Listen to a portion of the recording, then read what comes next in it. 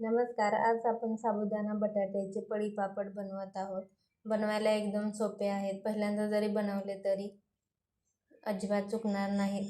अचूक प्रमाण व पद्धत व्हिडिओमध्ये सांगितले आहे. एकदम खुसखुशीत असे पांढरे शुभ्र हे पापड तुम्ही पाहू शकता बनवून झाले आहेत.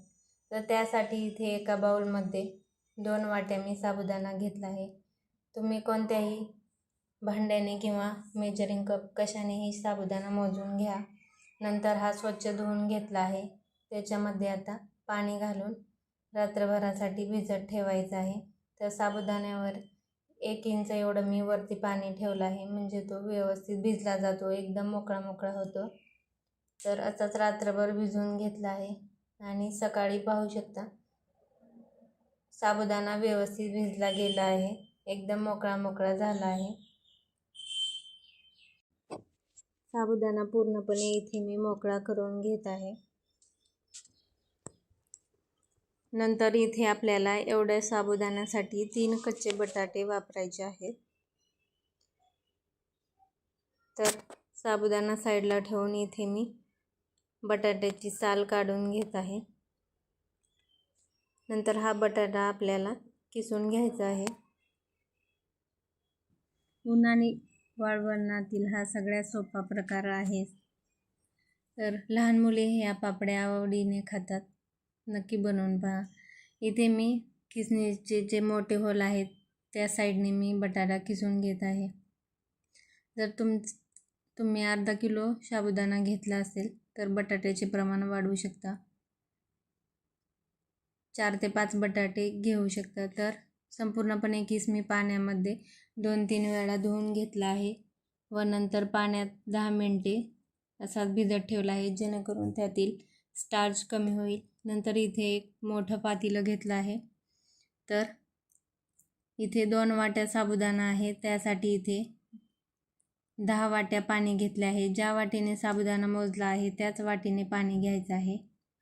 जर 1 वाटी साबुदाणा असेल तर 5 वाटी पाणी घ्यायचं आहे. 2 वाट्या साबुदाणा असल्यामुळे इथे मी 10 वाट्या पाणी घेतलं आहे. नंतर याच्यात मीठ घालायचं आहे. मीठ तुमच्या अंदाजानुसार घालू शकता, कारण हा पदार्थ वाळवणीचे वाळल्यानंतर थोडंसं मीठ जास्तच लागतं, त्यामुळे अंदाजानुसार घालायचं. नंतर पाणी व्यवस्थित गरम झाल्यानंतर साबुदाणा घालायचा आहे. साबुदाणा घालून मिडियम गॅसवर सतत आपल्याला हलवत हे मिश्रण शिजवून घ्यायचं आहे. साबुदाणा ट्रान्सपरंट होईपर्यंत व्यवस्थित शिजवून घ्यायचा आहे. तर सतत हलवत आपल्याला हे मिश्रण शिजवून घ्यायचं आहे. तर जेवढं तुम्ही प्रमाण वापरलं आहे त्यानुसार कमी जास्त वेळ शिजण्यासाठी लागू शकतो.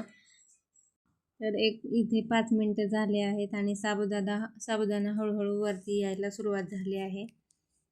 आणखीन पूर्णपणे ट्रान्सपरंट झाला नाही, पांढराच आहे. गॅस जवळून दुसरीकडे जाऊ नका, कारण साबुदाणा तळाशी लागू शकतो. थोड्या वेळाने तुम्ही इथे पाहू शकता मिश्रण आपलं घट्ट व्हायला लागलं आहे. साबुदाणासुद्धा ट्रान्सपरंट दिसायला सुरुवात झाली आहे.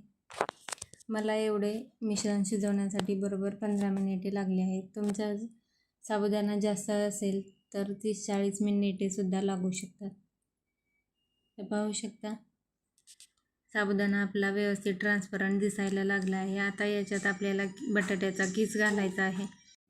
बटाट्याचा किस आपल्याला व्यवस्थित पिळून याच्यात घालायचा आहे. त्याच्यात पाणी राहता कामा नये. आता किस घालून आणखी 5 मिनिटे आपल्याला हे मिश्रण शिजवून घ्यायचं आहे. किस याच्यात व्यवस्थित मिक्स करून घेत आहे. तुम्ही जेवढं प्रमाण वापरत असाल त्यानुसार मिश्रण शिजवण्यासाठी वेळ कमी जास्त लागू शकतो. 5 ते 6 मिनिटे आपल्याला हे आता शिजवून घ्यायचं आहे. 5 ते 6 मिनिटानंतर पाहू शकता मिश्रण आपलं व्यवस्थित शिजलं गेलं आहे. आता गॅस बंद करायचा आहे आणि हे थोडंसं थंड होऊ द्यायचं आहे. मिश्रण थोडंसं थंड झाल्यानंतर प्लास्टिकच्या पेपरवर या पद्धतीने आपल्याला पापड्या घालायच्या आहेत. पापड्या पाहू शकता पळीने एकदम पटापट घालून होतात. जास्त जाड किंवा जास्त पातळी ठेवू नका, मिडियम कन्सिस्टन्सीच्या ठेवायच्या आहेत. तर अशा पद्धतीने इथे मी सर्व पापड्या बनवून घेत आहे. नंतर पूर्णपणे आपल्याला ह्या उन्हात वाळवून घ्यायच्या आहेत. या पापड्या वाळायला थोडा जास्त टाईम लागतो. तर एवढ्या मिश्रणात 55 पापड्या माझ्या बनवून तयार झाल्या आहेत. तर 6-7 तासानंतर या पद्धतीने आपल्याला पापड्या पलटी करून घ्यायच्या आहेत, जेणेकरून दुसऱ्या साईडने सुद्धा त्या व्यवस्थित वाळल्या जातील. तर पूर्ण पापड्या मी इथे पलटी करून घेत आहे व 2 दिवस मी सकाळी पापड्या बनवल्या होत्या. बरोबर 5 वाजता मी या पद्धतीने पलटी करून घेत आहे. सर्व पापड्या 2 दिवस कडकडीत उन्हात वाळवून घेतल्या आहेत आणि पाहू शकता पापड्या व्यवस्थित अशा छान वाळवून झाल्या आहेत. आता मी तुम्हाला काही पापड्या तळून सुद्धा दाखवत आहे. तर कढईमध्ये तेल गरम करायला ठेवलं आहे. तेल व्यवस्थित गरम झाल्यानंतर पापडी टाकायची आहे. एकदम पांढऱ्या शुभ्र दुप्पट तिप्पट फुलणाऱ्या आपल्या या पापड्या बनवून तयार होतात. खायला सुद्धा खूप टेस्टी लागतात. एकदा बनवल्या की 3-4 वर्ष आरामात टिकतात, अजिबात खराब होत नाहीत.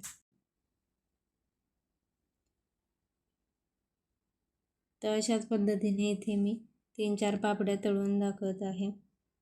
तर बघू शकता एकदम पांढऱ्या शुभ्र आपल्या पापड्या फुलून तयार झाल्या आहेत